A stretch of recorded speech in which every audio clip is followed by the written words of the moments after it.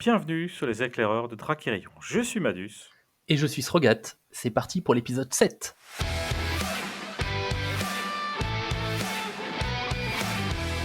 Au sommaire de cet épisode, nous verrons ensemble les 3 derniers spoils présentés via Discord, mais également et en exclusivité l'interview de Giver, l'un des 4 créateurs de Lore Master Game, informaticien et maître du ruling de Dracarion. Mais tout d'abord, je laisse la parole à Madus pour son maintenant classique et habituel édito. Et merci. C'était un édito qui sera peut-être un peu plus court que d'habitude. Je voulais revenir sur la statistique que je vous donne à peu près à chaque fois qu'on parle d'une carte. Le fameux rapport que j'établis entre la somme de l'attaque, de la riposte, des PV et que je divise par le coût pour obtenir un chiffre qui souvent tourne autour de 3. Et quand c'est au-dessus, je dis que c'est plutôt bien staté, voire surstaté. Quand c'est en dessous, l'inverse. Je crois que j'ai déjà eu l'occasion de le dire. Évidemment, cette statistique, elle n'a pas une grande valeur en soi, puisque, bien entendu, il faudrait tenir compte de l'effet pour réussir à jauger la puissance d'une carte. Mais là, on est d'accord. Le but, c'est précisément d'avoir la statistique avant l'effet pour se dire si une carte sous-statée, on s'attend qu'elle ait un effet très fort. Et à l'inverse, une carte qui est surstatée, si elle a un effet plus faible, c'est pas grave, puisqu'elle va pouvoir s'en sortir quand même bien sur le champ de bataille. Et au-delà de ça, il y a quand même 2 manques finalement de ces statistiques. Je pense que ça vous aura pas échappé, mais je tenais quand même à le repréciser là. Le premier, c'est que le prestige n'intervient pas dans cette statistique. Donc on pourrait se demander, est-ce qu'une carte qui a, je sais pas, un ratio de 3, mais qui rapporte 0 de prestige quand elle est tuée, ça a la même valeur qu'une carte qui donne 2 de prestige à l'adversaire? Évidemment, là, on pourrait dire des fois oui, des fois non, ça dépendrait. L'autre élément, et celui-là, il me paraît encore plus important, qui ne figure pas là-dedans, c'est un élément qui finalement devrait être utilisé pour affiner beaucoup plus le rapport qu'on a à une carte, puisque si je dis qu'il y a une carte qui a un rapport de 3, donc si elle coûte 3, rapport de 3, vous avez compris, ça fait 9 statistiques à répartir.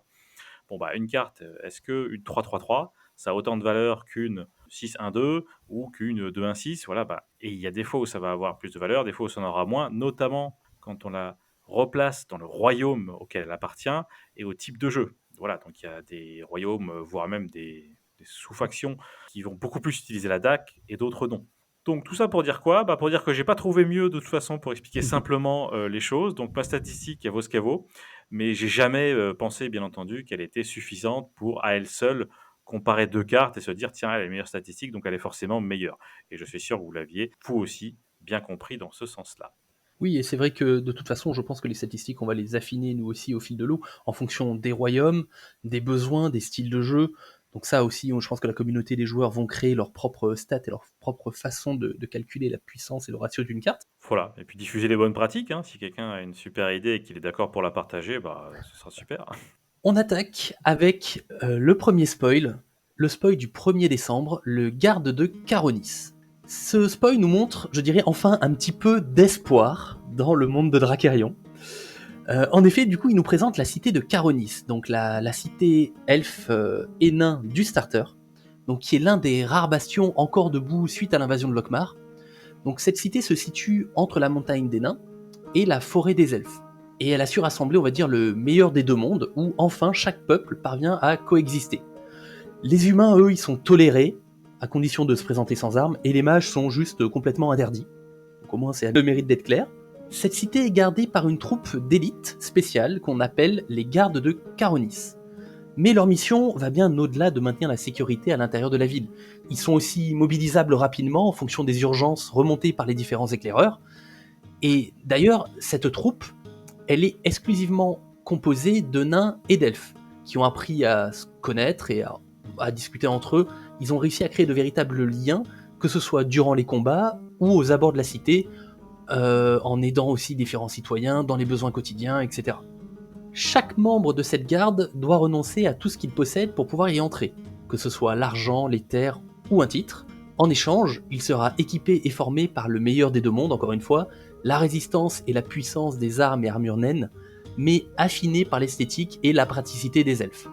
Et comme il est indiqué dans le détail de l'annonce, pour résumer ces soldats, je dirais: rejoindre la garde de Caronis, c'est montrer qu'il y a plus important que sa propre vie, à commencer par celle des autres. Moi, ce que je trouve intéressant dans cette description, c'est le fait qu'il y ait des humains finalement dans cette cité. Quelque chose qui est encore un point qui est différenciant dans l'univers de Dracarion. Alors déjà, les elfes et des nains, on avait déjà discuté, bon, c'est rarement ensemble, mais en plus des humains tolérés sur des terres des elfes, là aussi, ce sont des choses qu'on trouve pas forcément dans les univers classiques de l'heroic fantasy. Et ça me fait dire qu'on aura peut-être une faction qui va jouer sur les traits. Alors on a déjà une faction qui joue sur les traits, là on le voit bien avec le starter, mais ils jouent sur elfes et nains. Et on aura peut-être d'autres traits, des mercenaires, des humains ou autres, qui seront là aussi à utiliser. Donc pourquoi pas, je rêve peut-être de decks multiclasses, des choses qu'on a connues ailleurs, bref. Pourquoi pas aller dans cette direction, ce serait très sympa. Oui, mais c'est vrai qu'au niveau du lore, je te rejoins complètement. Je pense que les humains qui sont tolérés, ce sont principalement des mercenaires ou des gens ayant des capacités particulières, hors mage, pour pouvoir être utiles à la cité. Mais sans plus. Vraiment, on va pas non plus s'emballer sur les alliances. Est-ce que tu peux nous présenter plus en détail, du coup, la carte du garde de Caronis? Ah, le garde de Caronis. Ça, c'est intéressant. C'est un personnage qui n'est pas nommé, qui coûte 3, une 2/5, un de prestige. Il est élite elfe et nain. Donc ça, c'est intéressant. C'est la première carte qui est ces deux traits, elfe et nain en même temps. Donc on n'a pas besoin de lui en donner un grâce à la cité qu'on connaît. Et l'effet, c'est un double effet qui est permanent. Le premier, tant que vous contrôlez au moins un autre personnage elfe, donnez à ce personnage plus un attaque. L'autre, tant que vous contrôlez au moins un autre personnage nain, donnez plus un de riposte à ce personnage. Alors, vous avez bien entendu, hein, on donne plus un attaque, plus un de riposte, selon qu'on ait un autre personnage elfe, puisque lui il est déjà elfe, bien entendu, donc il est évident que son effet ne s'applique pas à lui. Sur les statistiques, bon, voilà, si on fait rapidement le ratio, on est à pile 3, si je prends juste les statistiques de base, et on pourra monter à 3,66 si on a un elfe et un nain à côté, ou à 3,33 si on a juste un elfe et pas un nain, et inversement. Il est élite. Alors élite, je pense que ceux qui ont de la mémoire se souviennent qu'on avait déjà vu un élite, mais pas du tout dans ce royaume. On l'avait vu avec Carthage, qu'un mort-vivant qui revenait, donc on sait où ils trouvent leur matière première, j'ai envie de te dire. On verra ce qu'on en fait, là je sais pas trop ce qu'on en fait pour le moment. Et qu'est-ce que je pense de ça? Alors j'ai deux remarques à faire. La première, le fait que ce soit un effet permanent, je trouve ça assez intéressant. Assez intéressant parce que ça veut dire qu'on va pouvoir faire varier l'état du jeu dès qu'on va jouer une autre carte. Et donc on a déjà un aperçu sur le fait que les elfes sont plutôt imprévisibles. On a deux cartes dans le starter qui sont imprévisibles. Et on pourrait s'attendre à ce qu'il y ait peut-être aussi des nains qui l'aient. Et donc, vous voyez tout de suite ce que ça fait. Hein. On attaque ou on défend. L'adversaire s'attend pas. Enfin, il prend juste les stats telles qu'elles sont. Et si on arrive à jouer un autre personnage en imprévisible, hop, on remodifie un petit peu les données du problème. Donc ça me paraît très intéressant. Oui, et puis c'est vrai que du coup, ça veut dire que tout au long de la vie du jeu, on pourra toujours lui trouver une petite place en fonction de ce qu'on va jouer. Parce qu'il sera toujours, on va dire, viable en fonction de ce qu'on veut faire. Oui, et là, le fait qu'il ait la double affiliation elfe-nain, je trouve ça vraiment très fort. Dans un deck qui utilise ces deux traits, vous imaginez un petit peu les possibilités que ça peut ouvrir. Avec une carte, on valide les deux traits directement. Donc je suis sûr que là-dessus, ça va pouvoir être très intéressant, ne serait-ce que là, on peut jouer les fameux effets nains, enfin les fameux effets qui boostent les nains, qu'on connaît. Lui, il n'y a pas besoin de lui filer le trait avec la cité, quoi. Il l'a déjà, et ça, je trouve ça fort. Et s'il y a d'autres cartes qui apparaissent par la suite et qui nécessitent aussi d'avoir ou un elfe ou un nain ou les deux, avec lui, on va valider les deux conditions. Donc je pense qu'en termes de build, il va nous ouvrir pas mal de portes. Alors moi, concernant ce personnage, en premier, je voulais parler de l'illustration. Parce que, alors, c'est du Dalissa, donc c'est beau, mais personnellement, il me manque un petit quelque chose. Alors, je comprends ce qui a été fait, donc il a quand même une très belle armure, hein, comme je l'ai expliqué juste avant dans le lore, le pourquoi du comment. En effet, cette armure qu'il recouvre intégralement, on voit pas son visage, donc on sent bien que sa personnalité, en gros, n'existe plus. En tant qu'individu, il est là pour le groupe, et je trouve ça intéressant. Mais par contre, ce qui me gêne, justement, c'est qu'on ne voit qu'un personnage assez élancé, donc j'imagine que c'est un elfe, et je trouve dommage de ne pas avoir mis à côté ou en fond un nain, justement pour avoir cette synergie un peu entre les deux. Là, on voit juste un elfe, et je trouve ça un petit peu dommage. Donc j'aurais aimé avoir un dessin qui se complète un peu plus. Après, il reste quand même très beau. D'ailleurs, pour ajouter de l'eau à ton moulin, moi, si tu avais pris cette illustration, tu l'avais filée en Tirasline, je t'aurais dit ok, c'est un humain en dessous, quoi. Tout à fait. C'est vrai qu'à part le vert, ça fait une armure un petit peu Tirasline, mais derrière, on voit quand même que c'est bien la cité de Caronis avec la petite bannière. Ah oui, je enfant. parle juste du personnage, hein, sans le fond. Je veux dire. Et concernant la capacité, j'ai rien à dire de plus que toi. Enfin, c'est vrai que vu qu'on peut en jouer deux, elles vont se booster entre elles, donc je trouve ça déjà très très fort et très intéressant. Le petit côté surprise avec les elfes qui permet... Alors, est-ce que les nains auront plus tard ce trait, comme tu as dit, on sait pas, mais déjà permet de donner plus un d'attaque pour faire une petite attaque surprise, je trouve ça intéressant. Au niveau des stats, elle a été statée normalement, et voilà, rien de particulier. Elle ne vaut que 1 de prestige, En effet, c'est pas un personnage nommé, pour moi c'est tout à fait viable, je l'aurais pas mis plus. Non, je pense que justement aussi ce qui est intéressant, c'est que cette carte, on va pouvoir l'intégrer, notamment pour les nouveaux joueurs, tout de suite dans les starters. C'est-à-dire que tu peux prendre le starter Westland et hop, tu enlèves quelques cartes et tu peux la rajouter tout de suite, elle est viable, elle peut synergiser et c'est intéressant. Oui, tout à fait. Là, pour donner une petite synthèse de mon opinion, totalement d'accord. Donc pour moi, ces deux principaux attraits, c'est le build, ce qu'on va pouvoir faire grâce à elle en termes de build. Le deuxième attrait, j'en ai pas parlé, mais elle a 5 PV. 5 PV chez un elfe, vous cherchez, il n'y en a pas beaucoup. Hein. Donc ça veut dire que demain, si je veux jouer un deck que elfe, bah, il faudra quand même des bodies que je mettrai en face, si je veux pas de nain dedans, pour pouvoir protéger mes archers derrière. Et bien, lui, il remplit parfaitement ce rôle. Et pour 3. Et pour 3, tout à fait. On passe maintenant au deuxième spoil, encore un spoil Discord, du 8 décembre, le spoil d'Almeda. Alors, ce deuxième spoil, il nous présente une nouvelle caste de mages du royaume de Gilestel, qu'on appelle les Obsidians. Il remplace les mages de guerre, c'était une autre caste de combattants révolus, présents à l'époque de Dracarion, qui n'a connu que très peu de conflits. Lors de la chute, Gilestel a dû réagir vite, et pour cela, ils ont décidé d'envoyer au combat des mages dont les capacités arcaniques étaient plutôt faibles, mais en échange qui ont subi un entraînement physique un peu plus poussé pour espérer compenser. Bon, ces mages-là ont bien sûr pas fait du tout le poids, et il a été décidé de réveiller le potentiel magique latent interne de chacun d'eux. Ça a permis de décupler leur puissance, mais en contrepartie, leur durée de vie est réduite à chaque utilisation de ce pouvoir. Donc Gilestel a bien essayé de les aider à contenir cette force en les équipant d'armes et d'armures en obsidienne, donc un métal dans l'univers capable de contenir quelque peu la puissance magique, mais ça ne fonctionne que pour un temps, c'est un peu comme une sorte de fusible. Et chaque mage d'obsidienne est condamné à mourir à plus ou moins long terme, car ses capacités magiques innées, elles lui permettront jamais de maîtriser totalement ce pouvoir, mais leur but de toute façon, on a bien compris, c'est d'anéantir l'adversaire avant de se faire consumer eux-mêmes. Ces combattants, ils ont tout de même besoin de formation et d'apprentissage. Et c'est là où on voit du coup le rôle du personnage présenté dans ce spoil, Almeda Tanconté, qui sert aussi, on peut dire, un petit peu d'instructeur pour ces mages-là. Alors, Almeda, personnage nommé, qui, pour 5 gold donc, a 5 d'attaque, 0 de riposte, 10 PV, et donne 3 de prestige.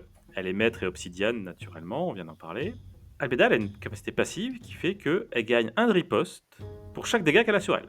On part de 0, certes, mais comme elle a 10 PV, ça peut monter loin. Elle a également une réaction forcée à la fin de tour, elle prend 2 dégâts. Bon, ça, on retrouve un petit peu cette idée qu'on avait déjà dans le mage condamné, qui est... Oui, je crois que je vais vérifier, il me semble qu'il est obsidien aussi. Hein. Oui, tout à fait. Donc on a une logique bien entendue, on ne s'attendait pas à moi d'ailleurs, qui est que cette prise de dégâts automatique compense des stats qui sont quand même plutôt bonnes, parce que quand même, bon alors certes elle n'est pas donnée, mais 5 d'attaque, bon je trouve que c'est quand même une belle pêche.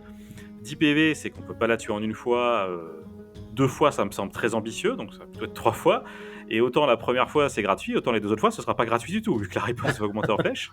Je la trouve plutôt intéressante. Je suis pas un grand professionnel de Gilestel, comme tu le sais. J'ajouterais quand même que je trouve qu'elle a la même faiblesse qu'on trouve chez Gilestel, à savoir une certaine faiblesse contre Westland, mais je pourrais même élargir contre les attaques à distance, parce qu'autant la première attaque, on y va au corps à corps, c'est pas grave, on prend 0 de riposte. Par contre, les autres, si je le fais à distance, il se passe rien. Donc là, on comprend bien que contre un Westland qui est à distance, elle aura quand même un peu de mal. Pourquoi pas on avait d'ailleurs échangé un petit peu entre nous sur est-ce qu'il y aurait moyen de refaire gagner des points de vie à ces gens-là. Moi, je trouvais que pour le moment, c'était anti-lore. Enfin, l'idée que je me faisais du lore, hein, j'ai peut-être pas la bonne idée. Parce que pour moi, si la magie t'a consumé, c'est pas, on soigne pas des dégâts, quoi. C'est la magie t'a consumé. C'est ton âme qui a brûlé. Donc, je sais pas s'il y aura plus tard, voilà exactement, je sais pas s'il y aura plus tard des éléments qui permettront de faire, alors on va dire, gagner des points de vie, peut-être pas de soigner les blessures, mais d'augmenter les points de vie, j'en sais rien.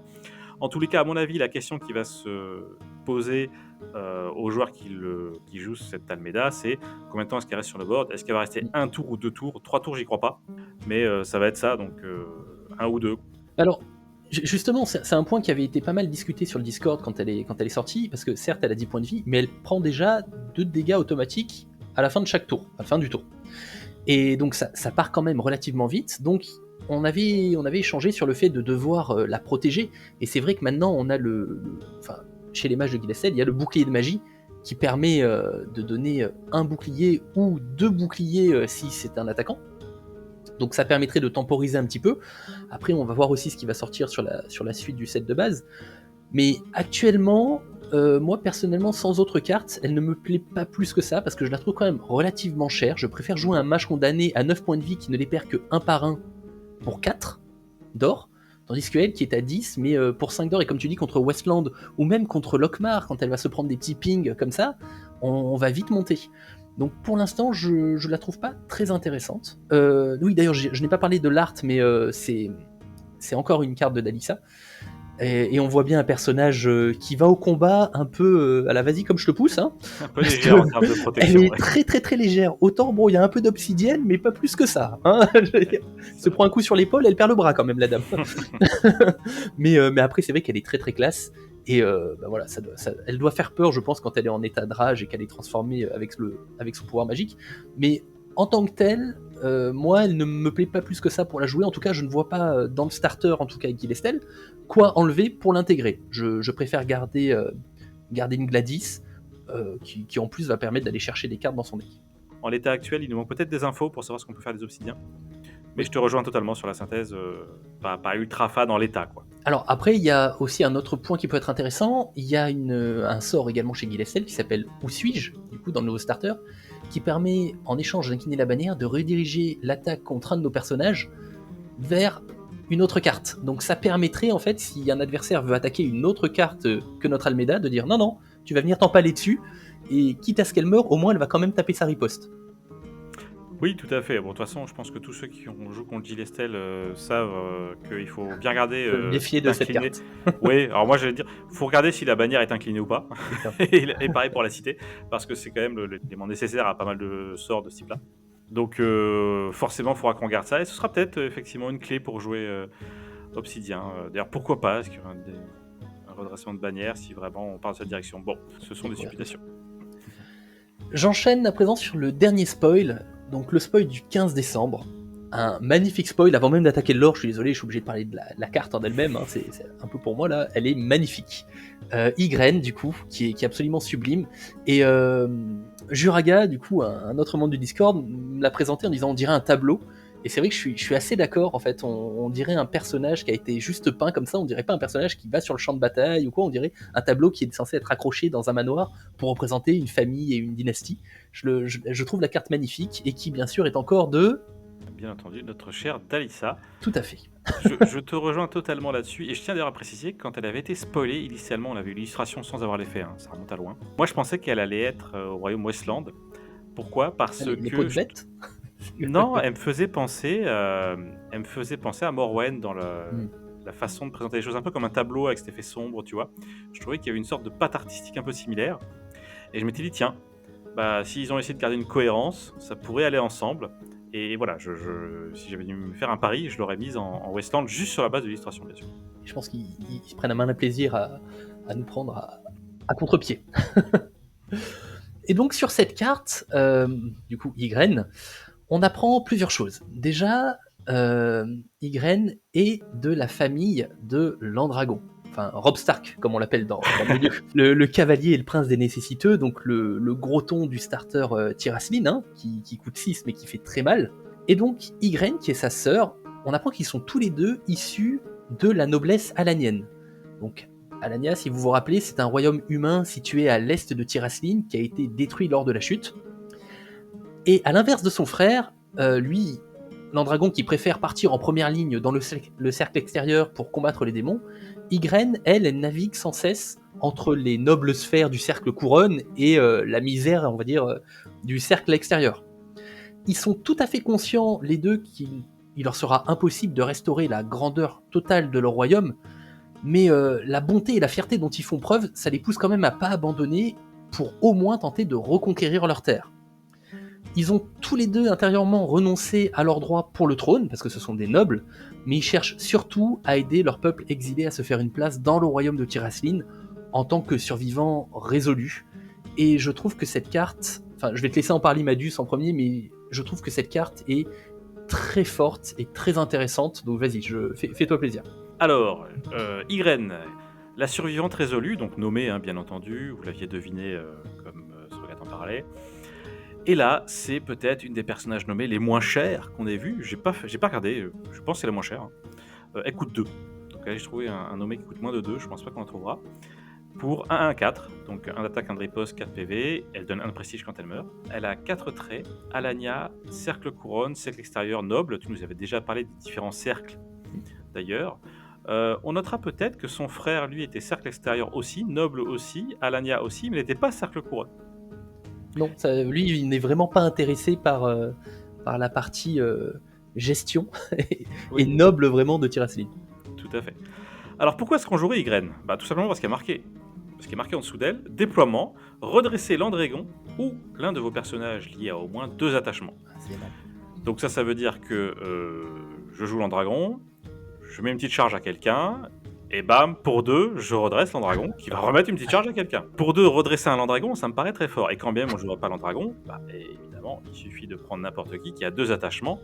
Et là-dessus, pour reprendre un petit peu ce que tu disais tout à l'heure, c'est assez simple de l'inclure dans le starter. Il n'y a pas besoin de builder, parce qu'avec elle, déjà, on pourrait imaginer, pourquoi pas, redresser un Godric, hein.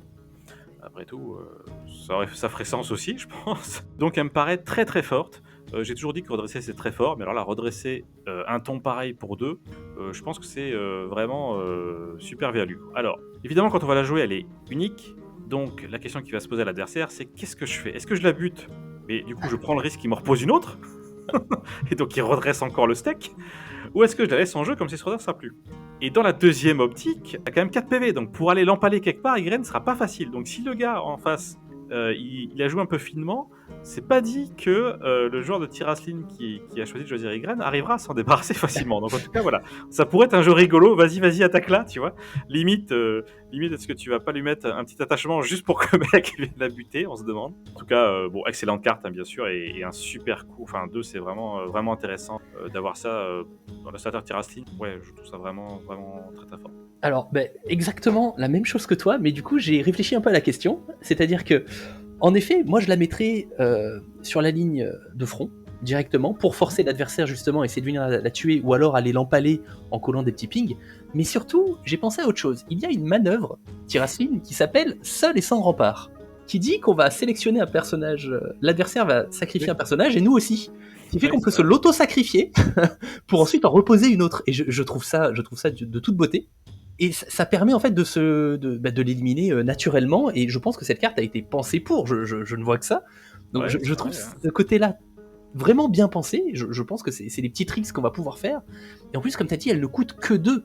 Elle ne coûte que 2, c'est-à-dire que si on a 8 d'or, ou même si on a 7 d'or, on peut poser un Godric, on tape avec le Godric, si jamais on veut nous rattaquer le Godric, on peut le détaper et retaper avec sa capacité. On joue Ygren, on redétape le Godric. Non mais ça va être n'importe quoi. Ça va être n'importe quoi. C'est-à-dire que maintenant, pour 2 d'or, il va falloir se méfier et penser à beaucoup plus de choses qu'auparavant. Je trouve cette carte très forte, et comme tu dis, elle peut s'intégrer très facilement dans le starter. Ah oui, absolument. D'ailleurs, je pense qu'elle induirait un changement assez radical de la part de ceux qui affronteraient Tiraslin.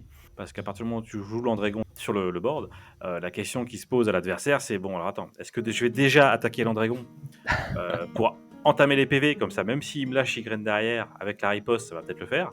Ou est-ce que on le laisse tant pis vivre sa vie, et puis bon, il fait qu'il tapera un mec, mais c'est pas grave, sur le reste du board, je me rattrape, quoi. Et puis l'Andrégon, alors déjà il a 4 de riposte quand même, le garçon, et il a intercepteur. C'est-à-dire que on peut utiliser l'Andragon déjà pour intercepter une attaque, tout simplement, et ensuite on peut le détaper pour taper avec derrière. Ouais, il y a moyen de faire tellement de choses, ça a changé toute la philosophie, je trouve ça très très fort. Ouais, tout à fait. C'est vrai qu'en une carte, là, il redonne envie de builder vite fait le starter Tiraslin. Ah oui, d'ailleurs, tu enlèverais quoi, toi? Parce que là, moi, je pensais virer les éclaireurs. Ah oui, ça me semble pareil, hein, comme toi, parce que les mecs, ils coûtent 2, donc on est équivalent en termes de coûts. Ce qui fait, en plus, je les enlève, mais du coup, comme eux, je peux pas les utiliser pour swapper les personnages avec la solidarité. C'est pas très grave. Donc au final, je trouve que cet échange de cartes, il serait super intéressant, hein. Je t'avoue que les éclaireurs, c'est pas un truc que... Je me dis pas quand ça arrive en jeu, ah chouette, ça va changer. Non, c'est pas trop ça que je me dis. C'est vrai. Quand tu m'as dit les manœuvres, je m'étais dit, vas pas quand même utiliser un or éclos pour la buter, faire 2 dégâts à la nana, Non, non, pour après non, qu'elle puisse s'empaler. alors c'est envisageable, mais non, il y a mieux. Il y a mieux, il y a mieux. Effectivement, il y a mieux. Bon et puis voilà, sinon je t'avais dit au début, utiliser un attachement, bon, est-ce qu'on met un rapport des éclaireurs sur Y? Mais bon, rapport des éclaireurs, elle prend un de moins de riposte alors qu'on a envie qu'elle meure, Non, c'est pas voilà. intéressant du tout. Oui, et t'as pas envie de la soigner non plus. Bon. Voilà. Complètement. Bon, en tout cas, voilà, excellente carte. Et vraiment, j'étais assez bluffé en fait. Pour la petite histoire, j'ai lu l'effet avant de lire le coup. Et quand j'ai lu le coup, je me suis dit, ah ouais, je pensais pas que c'était que ça. Je pense qu'on a fait le tour des spoils. On passe à l'interview et profitez bien. Nous recevons le premier des 4 cavaliers de l'Apocalypse, comme on a pris l'habitude de les nommer. Donc, première personne qu'on interviewe dans le podcast qui fait partie de l'équipe créative, en la personne de Giver. Giver, dont on a pu faire connaissance quand on a lu la petite fiche qui avait été faite au mois de mai sur Kickstarter, pour présenter un petit peu chaque personne. Et on avait pu apprendre que Giver, finalement, c'était une sorte d'alliage entre quelqu'un qui touche très bien l'informatique, puisqu'il est a priori développeur, et quelqu'un qui a une fine connaissance des règles et des interactions, finalement, qu'il faut prendre en compte pour réussir à bâtir un jeu qui se tient. Alors, Giver, est-ce que tu veux compléter cette présentation bien trop courte que je viens de faire? Bonjour à tous, merci pour l'invite. Eh ben écoutez, non, je pense que le plus important est dit, donc je vais avoir plusieurs casquettes, et notamment celle de l'informaticien et du développeur, mais aussi j'ai en charge tout ce qui va être ruling et wording. Si on récapitule, tu vas t'occuper du rolling, de la partie développement info, une partie gestion, mais qui sera peut-être plus tambouille interne concernant la société, et une partie goodies. Ok, alors juste avant d'aborder les 4 points que je viens d'évoquer, est-ce que tu peux nous rappeler un petit peu comment est-ce que tu es venu au jeu de cartes ou nous lister les jeux qui t'ont le plus marqué et qui ont fait de toi l'homme que tu es aujourd'hui? Alors oui, il y a plusieurs jeux qui m'ont forgé hein, pour en arriver là. On a Magic d'abord, le tout premier. Ensuite, on a eu Yu-Gi-Oh! euh, qui a des mécaniques très particulières, un jeu très différent, je trouve. On a Ankama, qui est le jeu sur lequel je suis rentré vraiment compétitivement sur un JCC. Et puis on a Hearthstone, où l'aspect casual et l'aspect vraiment jeu en ligne et des effets qui ne sont réalisables que sur un jeu en ligne euh, me plaisent. Je trouve ça fun. Alors écoute, oui c'est vrai que c'est Magic, bon je pense qu'on est nombreux à être passés par là. Je dois t'avouer que je connais un peu moins les autres jeux. Une des particularités de Dracarion, c'est que c'est un jeu sans pile. Alors je dis particularité, en tout cas pour moi. C'est un jeu qui a pas de pile, contrairement à notre bon vieux Magic, par exemple. Il y a des points spécifiques qui facilitent ou qui, au contraire, rendent l'exercice plus difficile en matière d'établissement des règles sur un jeu qui n'a pas de pile. Ça simplifie beaucoup de choses en réalité. Euh, Ça simplifie deux aspects du jeu. Ça simplifie la règle en elle-même, qui est plus simple à expliquer et plus simple à assimiler, notamment pour le grand public. Quelqu'un qui a déjà joué à un jeu à pile, bon, il sait ce que c'est. Ça simplifie aussi un autre aspect, c'est la lecture, la réécriture des cartes. Parce que lorsqu'une carte est designée, l'un de mes rôles, c'est de repasser dessus pour voir si cette carte ne va pas amener un effet néfaste. Alors ça peut être soit quelque chose qui est ambigu, soit de façon un peu plus complexe, une mauvaise mécanique en mélangeant cette capacité avec d'autres capacités. Le fait qu'il n'y ait pas de pile, eh ben, ça simplifie énormément, parce que entre l'activation de l'effet et sa résolution, on sait qu'il ne peut rien se passer, il ne peut pas y avoir d'autres cartes qui peuvent s'intercaler entre. Donc ça simplifie énormément. En vrai, l'intérêt principal de la pile, c'est d'ajouter un dynamisme dans les parties. Ce dynamisme, nous, on a fait le choix d'avoir un jeu qui n'est pas en tour par tour, mais en action par action. Et donc on garde ce dynamisme, et le fait d'enlever la pile, du coup, simplifie le jeu, mais tout en gardant sa raison principale d'être. Et est-ce que justement, du coup, t'as des exemples d'un effet, d'une capacité ou d'une carte sur lequel, du coup, vous avez dû pas mal réfléchir pour arriver à trancher à cause de cet effet où il n'y a pas de pile, mais en même temps, il faut que ça soit un effet intéressant? Sur des capacités, En soi, oui, sur des points de règle aussi. Sur des cartes, oui, il y en a peut-être une, mais c'est une carte que vous n'avez pas vue encore. Je crois pas qu'elle ait été spoilée. C'est une carte qui peut. C'est un personnage. Quand on l'incline, on le donne à ce personnage, on le change de ligne en fait. C'est-à-dire, on va le mettre sur la ligne d'un autre joueur et ça va infliger des dégâts sur la ligne du coup sur laquelle il se situe après le déplacement. Tu veux dire qu'il y a une notion de contrôleur et de Et propriétaire voilà, aussi, peut-être, c'est du coup, ça. qui pose Et souci. le fait qu'il n'y ait pas de pile et qu'il n'y ait pas de ciblage non plus, je sais pas si vous avez fait gaffe, mais la notion de ciblage n'existe plus dans le jeu. Mmh. Ça posait un vrai problème parce que à quel moment on est censé choisir quel personnage va prendre des dégâts? Parce que si on suit l'ordre de rédaction de la carte et que le déplacement de mon personnage est fait, je ne suis plus le contrôleur. Donc si plus tard, dans le même effet, je dois choisir un personnage pour lui infliger des dégâts, est-ce que ce serait pas son nouveau contrôleur qui est censé faire ce choix? Et donc c'est vrai que sur ce genre de capacité vraiment tricky, hein, on va pas voir tous les jours, eh ben, la notion de pile, de ciblage, de coup avant effet, elle prend aussi du sens. Ouais. Est-ce que tu peux nous dire pourquoi vous avez supprimé, le ciblage justement? C'est pas une notion qui est forcément simple pour quelqu'un qui débarque sur un TCG. Le terme de choisir en soi nous semble tout autant pertinent et plus simple à appréhender. Il y a un autre terme qui n'apparaît pas sur notre carte, c'est le terme résoudre. Le fait qu'un effet se résout, c'est quelque chose qu'en TCG, c'est- on a l'habitude. On utilise beaucoup ce terme, et ce terme n'existe pas non plus dans Dracarion. Toujours dans la même idée, c'est de le rendre accessible au grand public. On a donc fait le choix de simplifier Dracarion, quitte à de temps en temps retravailler certains effets où la notion de ciblage était quasiment indispensable. Alors, je vais rebondir là-dessus, justement parce que ça, pour moi, ça rentre dans la notion de règle après avancée, quand on veut vraiment Mhm. savoir quoi jouer à quel moment, même s'il n'y a pas de pile, mais il y a quand même un peu de timing. Récemment, dans le Discord, il y a eu une grande discussion sur qu'est-ce qu'on préférait, qu'est-ce que les joueurs attendaient en premier. Est-ce qu'on veut un builder ou est-ce qu'on voulait les règles complètes et avancées pour commencer à voir ce genre de points? C'était en attente de décision. Est-ce que vous avez réussi à trancher et qu'est-ce que vous allez faire? C'était en attente de décision, en effet. On était à peu près sur du 50-50 hein, sur les joueurs. Je crois que même vous deux, d'ailleurs, vous souhaitiez pas la même chose. C'est exact. Complètement. Et donc, il a été décidé, règle avancée. Yeah! Pardon, je m'emballe. C'est la déception dans le public. D'accord. Donc vous allez nous sortir les règles avancées incessamment sous peu. Ça sera avant le deck builder, effectivement. Alors, bien sûr, je tiens à rappeler que les deux seront là au jour de la sortie. Hein, l'idée, c'était pas de choisir lequel vous voulez pour la sortie. Les deux seront là. C'est vraiment lequel vous voulez avant l'autre. Et du coup, ben, on a tranché. J'ai tranché. Même. Est-ce qu'on aura une disposition imposée sur notre tapis, enfin sur notre espace de jeu? Non, enfin, non. Non, la réponse est peut-être un peu trop légère. La cité doit se trouver en soutien. La bannière doit se trouver au fond. On peut pas les mettre n'importe où sur la table. Pour préciser ce que tu viens de dire, on est obligé de mettre, alors c'est important quand même, la bannière au-dessus, genre sur la ligne de mêlée, et Oui, sur le soutien, on l'égalité. doit mettre, du coup, la cité, c'est bien ça? Tout à fait. Il faut que OK, quand les arbitres ils arrivent, ils comprennent la table.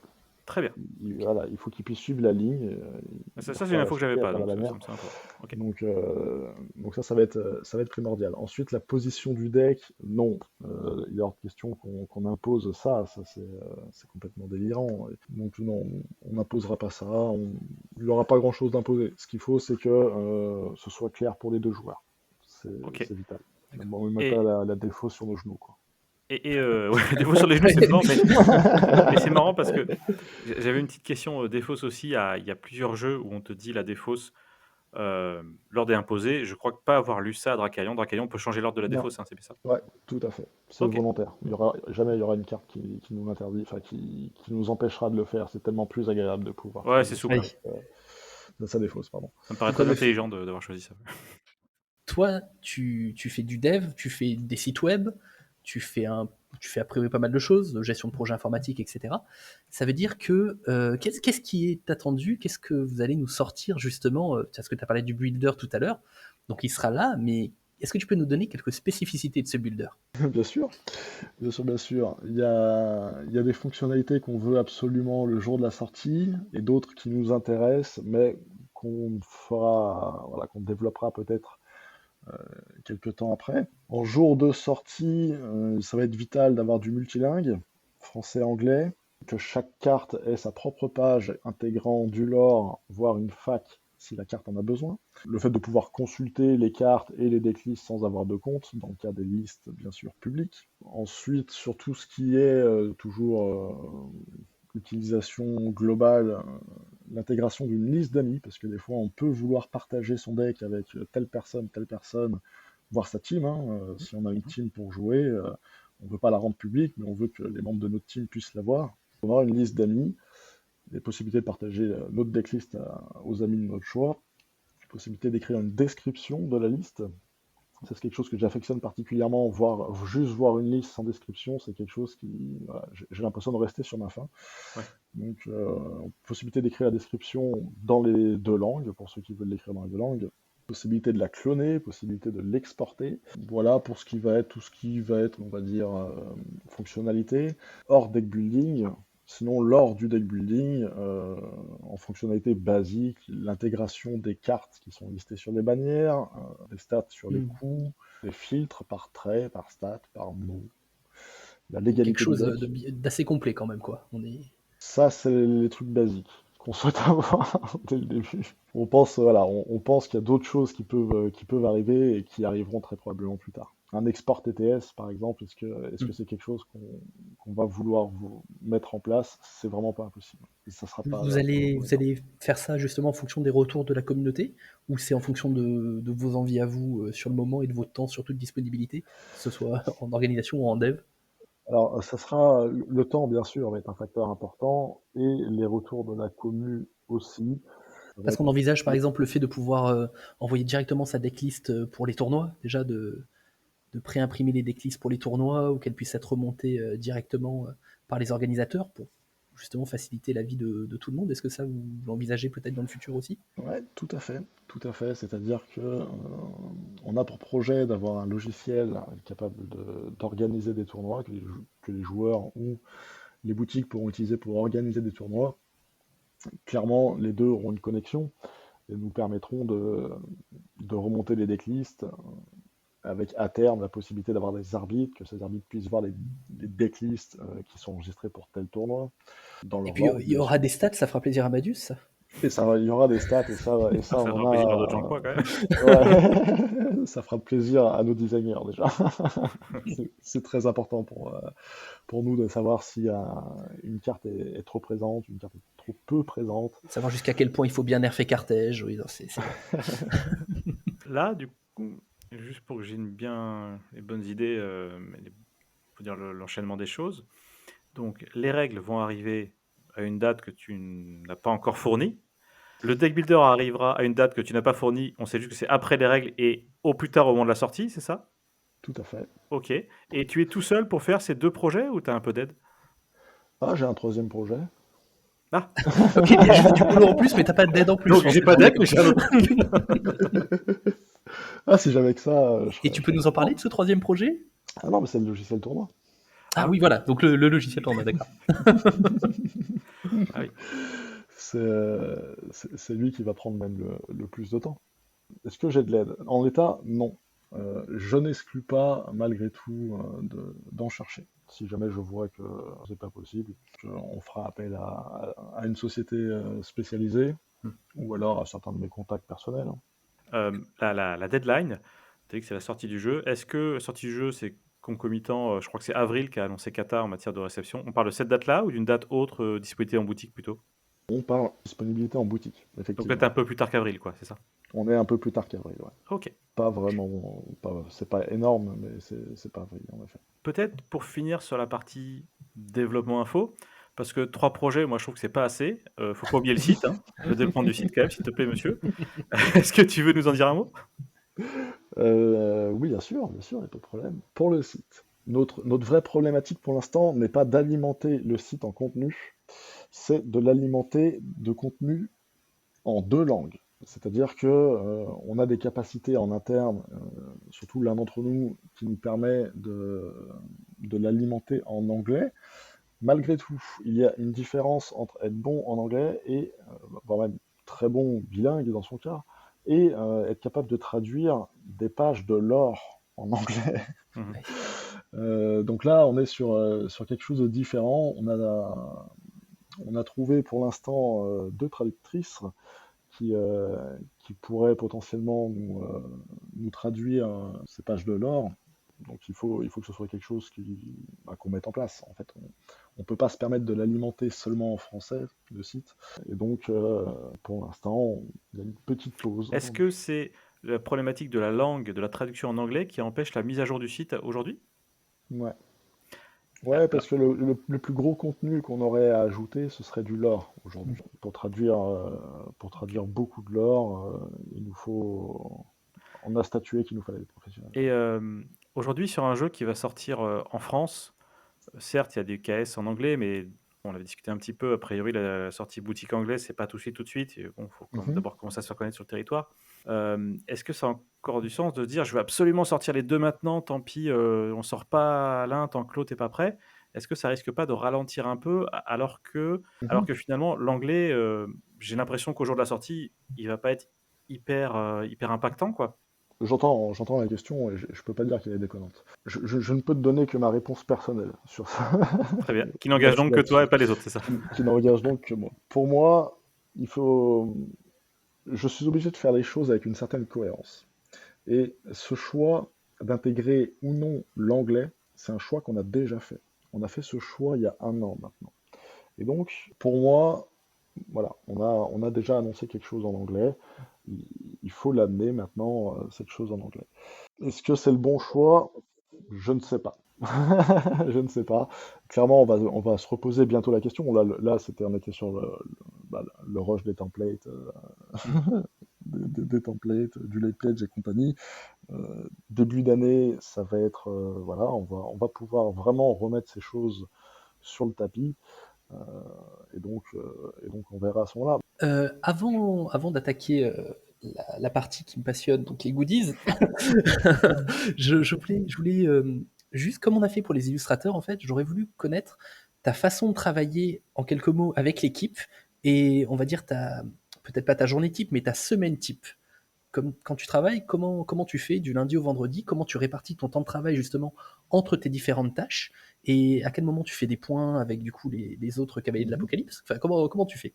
Ça commence par le lundi matin et une réunion qui est une réunion hebdomadaire avec un ordre du jour avec du coup mes trois associés qui dure en principe jusqu'à 13 heures. Ça La nous bonne réunion prend, alors. ça nous prend du temps. Ça nous prend du temps. On a souvent beaucoup de sujets à évoquer. Ensuite, toute la semaine, ou alors pendant deux fois, 2 jours et demi, je vais me mettre sur un sujet et je vais traiter le sujet. Donc, typiquement, ces derniers temps, ce sujet, c'était relecture, réécriture des cartes, correction des cartes. Là, cette semaine, c'était règles avancées. Et donc, je vais manger que ça. Il arrive qu'on se capte de temps en temps avec un ou plusieurs de mes collègues pour répondre à une question qui est urgente dans la semaine. Ça arrive de plus en plus, hein, ça arrivait ces 2 dernières semaines. Il faut savoir qu'on est tous en télétravail, et donc on a tous un petit peu des horaires qu'on décide pour caler Oui. nos 70 heures par semaine. Voilà, parce qu'en même temps aussi, vu que c'est votre bébé et votre société, je pense que les heures, vous les comptez pas trop, quoi. Je Les t'ai pas heures, demandé le non, nombre d'heures, oui, c'est vrai que non, les heures, on les faut compte pas dire ça. pas. Non, non, nos heures, on les compte pas. Ça fait un an qu'on n'a pas pris de vacances. Donc voilà, on travaille beaucoup, mais comme tu disais, c'est notre bébé, donc c'est pas du tout pareil. C'est pas avec la même mentalité. Eh ben, du coup, merci beaucoup. Peut-être on peut préciser aussi pour, enrichir la réponse, tu nous l'avais dit, on n'a pas reposé la question, mais du coup, vous habitez pas tous à côté, donc vous voyez forcément en visio, il y a pas de réunion physique ou peu Mm. de fait. Toi, tu es plutôt dans le sud-ouest de la France, je crois, enfin vers Lyon en tout cas, pas sud-ouest, vers Lyon, Ouais, c'est ça. alors que les autres personnes sont plutôt vers Angers, c'est ça? Exactement. Angers et Nantes, ouais. Angers et Ouais, Nantes, ouais. OK, En un an, on s'est vu 2 fois IRL, tous les quatre. d'accord. Ouais. Heureusement que vous connaissiez d'avant. Alors, question pour la gratter. Yver, tu es le premier, alors je suis désolé, tu vas te gratter un peu. Vous avez tous des compétences qui sont assez variées. vous avez des rôles variés. Là, on n'a pas encore reçu les 3 autres cavaliers, mais il y avait déjà une présentation un petit peu rapide sur Kickstarter. Moi, quand j'ai lu, mais peut-être d'autres ont fait la même réflexion, quand j'ai lu vos profils, je me suis dit: «C'est super». Il y a un profil qui n'est pas là, c'est le profil marketing commercial. Mhm. Aujourd'hui, il y a eu, le jeu, voilà, il est en développement. On était quelques-uns à se dire: «Tiens, on aurait aimé avoir un peu plus de com et autres ou que le jeu fasse plus parler de lui». Après, en même temps, je peux comprendre aussi les choix qui ont été faits et qui ont d'ailleurs été en partie, expliqués, sur le Discord. Je me demandais juste, une fois que le jeu va s'approcher de la sortie boutique, est-ce que vous avez prévu de prendre votre bâton de pèlerin, d'aller voir les boutiques vous-même? Enfin, je sais qu'une fois, j'avais entendu, l'un de vous qui disait: «Bah, c'est le travail des distributeurs». Je te pose la question vraiment quand même bien. Je me dis: «OK, distributeur», mais je pense que personne ne vendra le jeu aussi bien que ses créateurs. Donc est-ce que vous avez prévu, vous, de se dire: «Allez, on y va, on met la sauce» pour vraiment être sûr que ça diffuse, quoi? Dans une certaine mesure, oui. Est-ce que ça sera une mesure suffisante? Pour l'instant, je l'ignore. Ouais. Typiquement, j'ai déjà un rendez-vous avec deux boutiques pour faire des initiations boutiques proches de chez moi. Maintenant, là où je dis dans une certaine mesure, c'est que c'est proche de chez moi. Je ne vais pas aller dans le 13, par exemple, tout de suite pour prendre un rendez-vous avec une boutique. Oui. Est-ce que ça se fera? C'est pas impossible. C'est pas impossible. Comment ça se fera? C'est plutôt là où je m'interroge. Est-ce qu'on va réussir à voir les boutiques sur un salon, par exemple? Mmh. C'est pas souvent hein, que les boutiques puissent aller à des salons où nous on sera présents. Et donc, c'est vrai que ça peut être un bon moment pour planifier des initiations avec ces boutiques. Et s'il faut prendre le bâton de pèlerin, comme tu disais, pour y aller, l'un d'entre nous le fera sans problème. Maintenant, est-ce qu'on va tous les appeler un par un? Je ne pense pas qu'on ait la main d'œuvre pour le faire, hein, tout simplement. Donc, j'ai envie de dire, on va le faire, mais dans une certaine mesure. D'accord, Ok. ça marche, merci. Cette réponse, honnête. Parce que je t'avoue que j'avais toujours cette petite question en me disant, voilà, est-ce que vraiment le jeu va pouvoir infuser? Puisque je trouvais que malgré le travail que tu fais d'ailleurs, notamment enfin j'imagine que c'est un travail collectif, mais de facilitation des règles, tu en as déjà parlé, hein, Mm. changer les mots-clés et cetera pour citer des jeux. Moi, de mon point de vue, ça reste un jeu technique, qui n'est pas un jeu peut-être aussi facile d'accès pardon, que d'autres jeux à licence et que donc il faudra quand même réussir à convaincre les gens d'y venir, même si le jeu est très beau et que ça, c'est un argument en plus. Je me dis qu'il faudra aussi combattre ce déficit de notoriété comparativement à des jeux qui ont, la force de frappe, de leur licence ou autre, quoi. Tout à fait. Et ça va pas être simple. Ça, ça va Ouais. pas être simple. Euh, Est-ce que ça passe par un coup de téléphone à une boutique? Je suis pas convaincu. Euh, Là où je suis d'accord, c'est que voilà, il y a un moment où il va falloir qu'on mette les mains dans le cambouis un petit peu et qu'on se mouille un petit peu. Donc, euh, donc c'est prévu. Bah, vous aurez une communauté qui sera là aussi pour, qui aura fait Mm. à cœur de faire découvrir le jeu et du coup leur donner les outils de le faire, ça vous permettra aussi de vous soulager vous, enfin voilà. On ne sait pas encore qu'est-ce qu'on va pouvoir proposer à certains joueurs euh, qui vont vraiment s'engager pour nous faire de la pub. On aimerait bien voilà, attribuer un rôle à certaines personnes dans des zones. Et typiquement, ce genre de personne, ce serait l'idéal pour, ben, pour dire au gérant de boutique, écoutez, j'ai ce rôle chez, pour Dracarion. Euh, Si vous voulez une initiation, on peut le faire. Et si on a une date un peu à l'avance et une heure un petit peu à l'avance, et ben, l'un des quatre créateurs pourra être là. Et à ce moment-là, Oui, d'avoir des émissaires avec un statut un peu voilà, particulier qui prendront du coup exactement. ce rôle-là dans les boutiques. Des choses qu'on a connues sur un jeu précédent et des choses qui existent déjà sur d'autres jeux, hein. Je parlais, on a quelqu'un nous qui est très présent sur Arcade Wars, c'est ce qu'ils font aussi, hein. Ils ont des espèces d'ambassadeurs aussi et avec des zones délimitées, pour promouvoir le jeu, mais des gens qui sont déjà convaincus parce qu'ils adorent le jeu finalement. Mhm. Oui, Oui, puis c'est ça. je pense que c'est une bonne stratégie pour arriver à un peu ratisser partout. C'est pas mal. On va enchaîner sur. On va attaquer la dernière partie, les goodies. Mhm. Alors, je pense qu'on aura des goodies classiques, c'est-à-dire des deckbox, des tapis, des protège-cartes, etc. Mais quel va être le petit plus du coup qui va être apporté par Dracarion et par toi? Qu'est-ce que tu vas aller chercher qu'est-ce que tu veux pour la communauté? Je suis très difficile sur les goodies. Et, et donc, moi, ce que j'aimerais, c'est avoir un panel assez large et proposer tout ce que les joueurs peuvent avoir besoin pour jouer à Dracarion. Donc oui, on a plusieurs goodies de prévus, on a plusieurs prototypes qui sont déjà là. Celui dont je suis le plus fier pour l'instant, c'est un binder à anneaux. Ça pour moi c'est le top du top. C'est un binder à la fermeture par zip dans lequel il y a 3 anneaux en D qui permettent de changer nos feuilles. La taille est pensée pour mettre des feuilles en sideload par rangée de 4 parce que Ah, magnifique. Super, voilà. Magnifique. Voilà, des playsets complets bien sur vu. une Voilà, rangée. exactement. Bravo. Exactement. Et donc celui-là, c'est celui dont je suis le plus fier. Je l'ai montré un petit peu à mon entourage et qui sont vraiment satisfaits en plus du rendu final. Il y a encore des retouches à faire, mais dans l'ensemble, c'est plutôt efficace et je sais que je serai le premier client de ce genre de produit. Ce sera sur, de la commercialisation par boutique ou par, votre site internet ou par un autre biais?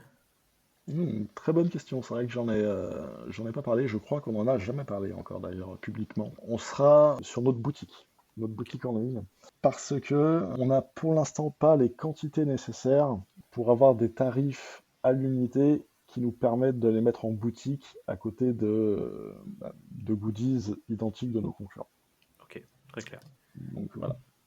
Est-ce que tu aurais d'autres exemples de goodies auxquels tu tiens particulièrement ou auxquels vous avez pensé? Je sais pas, des mugs, des casquettes, un truc, Ah. n'importe quoi, hein, je te dis. Oui. Quelque chose qui ne sert à rien mais qui est donc indispensable?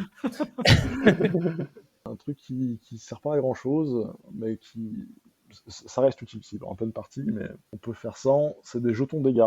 Voilà, c'est tout simple. Mais les jetons dégâts, j'arrivais pas à trouver des jetons idéaux chez moi pour le faire. Et donc on a des prototypes là qui sont arrivés, des jetons qui sont jolis, avec le chiffre 1 d'un côté, le chiffre 3 de l'autre côté, histoire que ce soit facile à compter. On sent l'homme d'expérience. Voilà, facile à ranger, facile à prendre, assez solide. Bah voilà. Là, on l'a fait d'une façon. Concernant donc ce ne sont pas des goodies à proprement parler, mais au niveau des foils, est-ce Mhm. que tu peux nous en parler un peu plus? Parce qu'on a vu donc qu'il y allait avoir deux catégories de foils, ça a été annoncé dans le Kickstarter pour des cartes. Voilà, il y aura deux catégories de foils différentes. Est-ce que tu Mhm. peux nous réexpliquer un peu justement le type de foil que vous prévoyez? Pour quel type de carte? Et est-ce que vous savez déjà en fait ce que ça va concerner? Est-ce que ça va être du gold? Est-ce que ça va être de la foil complète, de la 3D? Qu'est-ce que vous avez prévu? Excellente question, mais je ne connais pas les termes techniques. Donc je suis pas sûr de pouvoir répondre. Ce que je peux dire, c'est que ça sera pas du foil complet. Parce que tout simplement, c'est quelque chose qu'on n'est pas fan. Donc ça sera du foil qu'on appelle nous en interne du foil sélectif.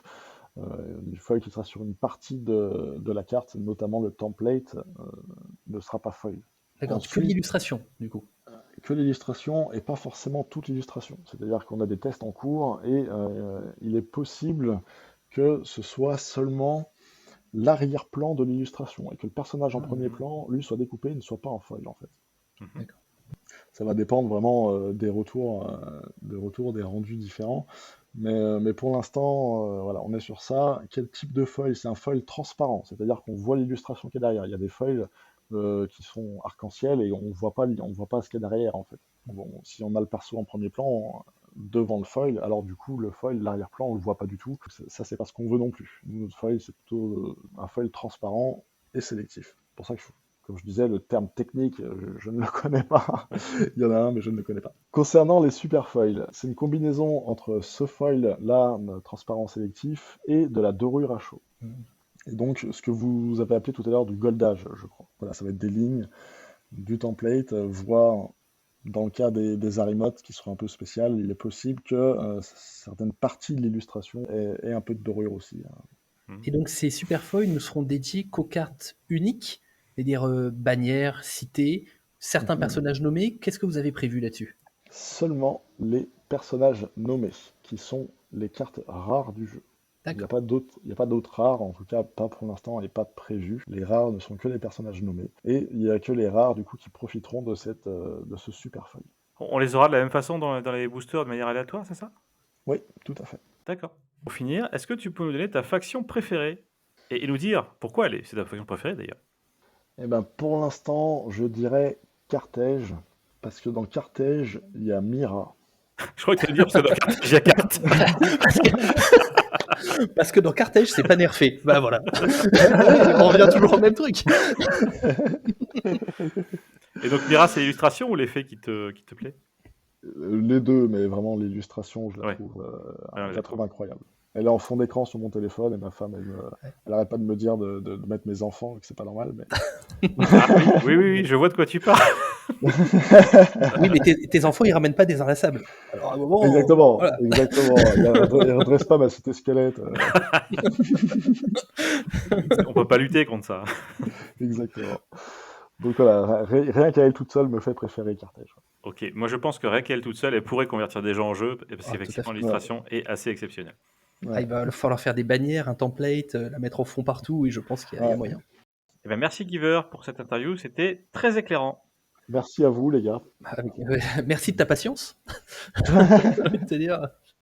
Merci à tous de nous avoir suivis. N'hésitez pas à vous abonner et à venir échanger avec nous sur le Discord de Dracarion.